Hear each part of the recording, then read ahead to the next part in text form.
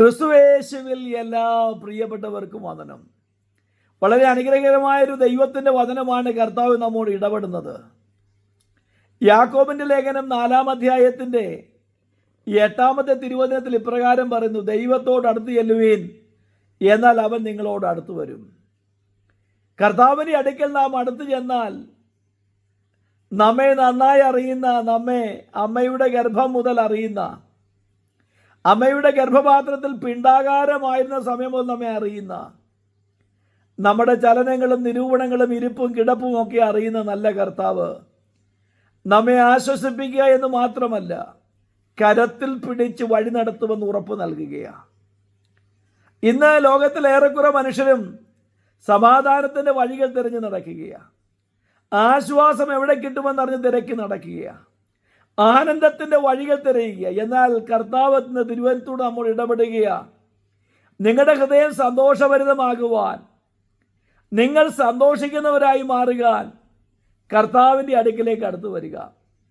ലോകത്തിലുള്ള യാതൊന്നും നമുക്ക് നിത്യമായി സമാധാനം തരാൻ കഴിയത്തില്ല. എന്നാൽ കർത്താവ് അവൻ്റെ അടുക്കൽ വന്ന് അവനെ അനുഗമിക്കുന്ന ദൈവവൈതലിനെ ഒരു നാളും തള്ളിക്കളയുകയില്ല എന്ന് മാത്രമല്ല, എപ്പോഴും കൂടെ ഇരുന്ന് കരം പിടിച്ച് നടത്താനുണ്ട്, വഴി നടത്താനുണ്ട്, ആശ്വാസമേകാനുണ്ട്, ബലപ്പെടുത്താനുണ്ട് എന്ന് തിരുവചനം ഓർപ്പിക്കുമ്പോൾ 12 സംവത്സരമായി രക്തസ്രാവക്കാരിയ ഒരു സ്ത്രീയെ തിരുവചനം കാണിക്കുന്നുണ്ട്.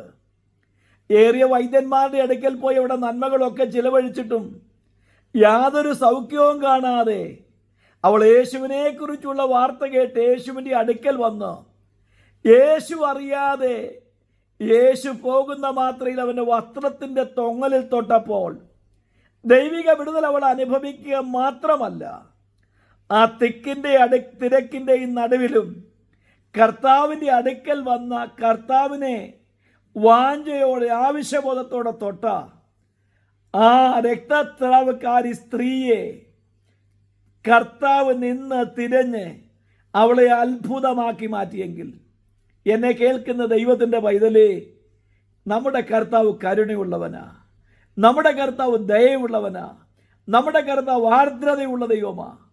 അവൻ നമ്മുടെ കുറ്റങ്ങളെ ക്ഷമിച്ച് നമ്മെ ബലപ്പെടുത്തി ദൈവസ്നേഹത്തിൽ നിർത്തുന്ന കർത്താവാ. എന്നെ കേൾക്കുന്ന പ്രിയപ്പെട്ട ദൈവ പൈതലേ, നിങ്ങൾ അസമാധാനത്തോടെയോ ആശ്വാസമില്ലാതെയോ ജീവിത പ്രതിസന്ധികൾ ഭാരപ്പെട്ടോ ഇരിക്കുകയാണോ? നിങ്ങളുടെ ജീവിതത്തെക്കുറിച്ച് നിങ്ങൾ ആകുലപ്പെടുകയാണോ?